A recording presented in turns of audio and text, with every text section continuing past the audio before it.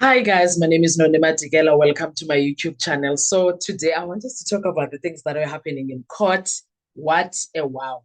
It was hot. It was everything. It was it was one of those situations where you can scream.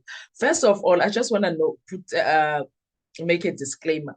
When Baloyi tried this in court, he didn't know that he was opening a door to a better situation. He thought he was putting things on a tight leash. He thought he was dealing with Danzi. He thought he was going to be handling Danzi in a certain way. He thought he was going to put Danzi in problems with the principal, which is Judge Ratamu Khwatleng. And little did he know, Uti, the end of it all is going to be busting him in the it's gonna be dealing with him. The end of it all. I'll tell you when I'm doing this video. So why do I say that? Now, on this video, we're gonna focus on what Baloyi reported. So in the morning, when we open up, we have everybody coming in. Who's this? Ramsipile greetings and I'm appearing on behalf of Bongani Danzi, Mr. Bongani Danzi. Umnisi is out, is not there. She's in the bathrooms, but we don't know at that moment. Malo gets up and says, I'm saying, I'm representing, I choose number 4, Mr. Mapisa, and I'm sending in quickly for number 5 for my colleague Mushololo for this moment. Obviously, Mushololo was around when he says for this moment, meaning that she's coming.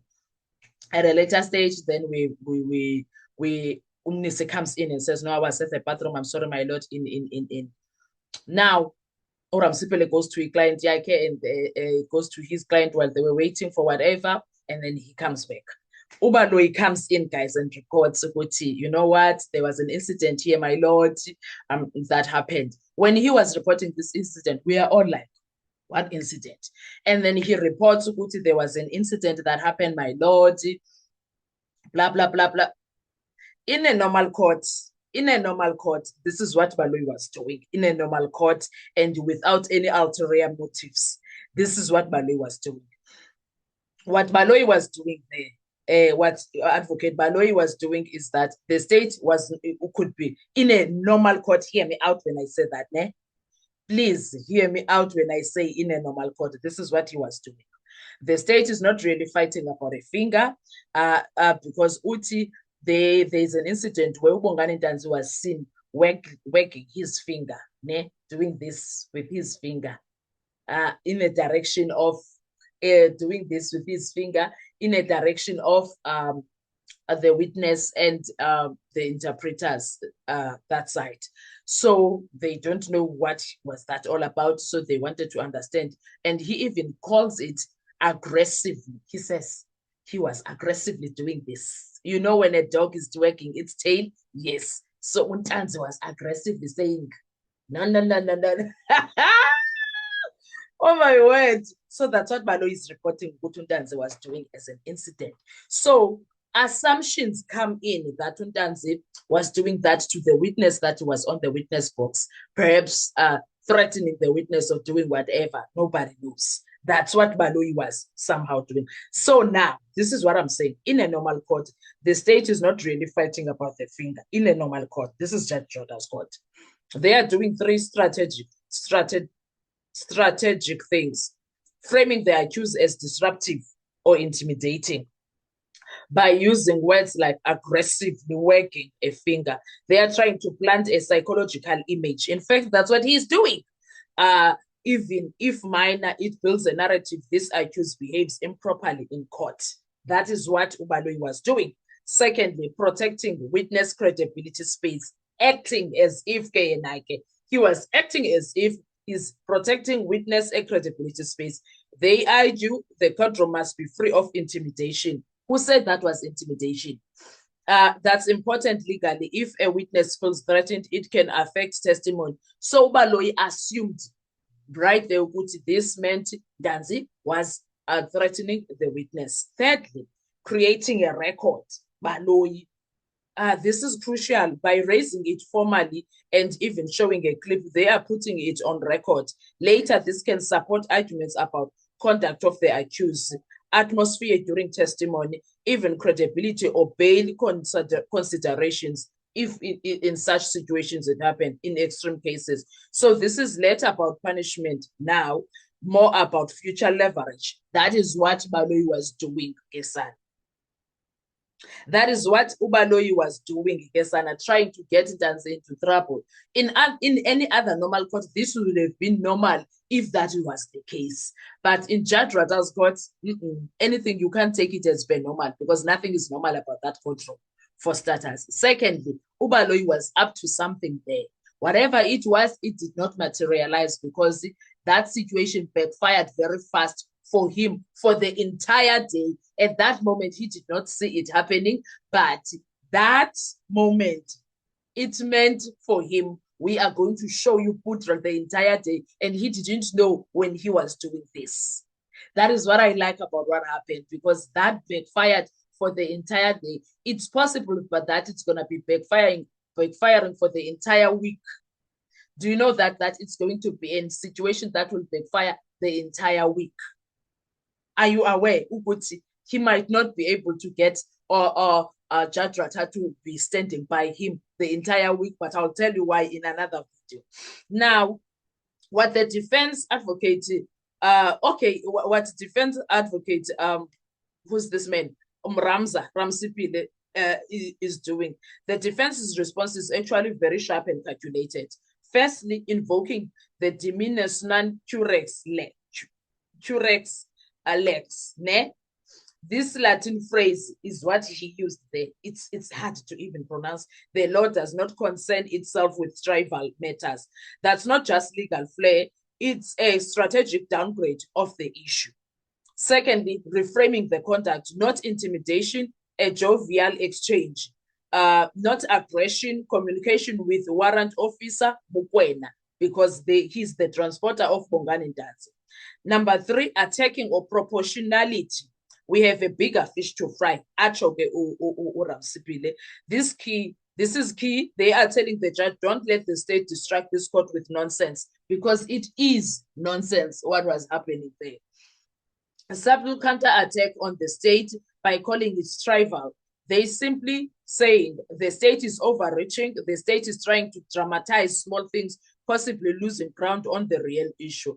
Now, when the judge, Ratambo Khwahleng, sits in this is where it gets interesting. The judge has to balance two things. Court decorum, non-negotiable. Judicial economy, don't waste time on nonsense. If the judge entertains it too seriously, looks like over-regulation, dismisses it too quickly, risk allowing disorder, fine. So usually the likely outcome in situation like this is a warning or reminder, not a sanction. The real battle underneath, this is not about contempt, as Baloyi wanted it to be. Sorry, as Baloyi wished it could be. It's about control of courtroom narrative. The state is trying to maintain authority, protect, he's trying to act as if he's trying to protect authority, protect witnesses, shape perception of the accused, and then the defense is trying to prevent negative characterizations, keep focus on weaknesses in the state's case, expose what they see as state overreach. Now, the key insight here was this. This moment is actually a symptom of pressure from Baloyi's side. When you start seeing complaints about gestures, clips being introduced for conduct, arguments about tone and decorum, it often means the substantive battle is getting uncomfortable for one side. Do you know what was so weird?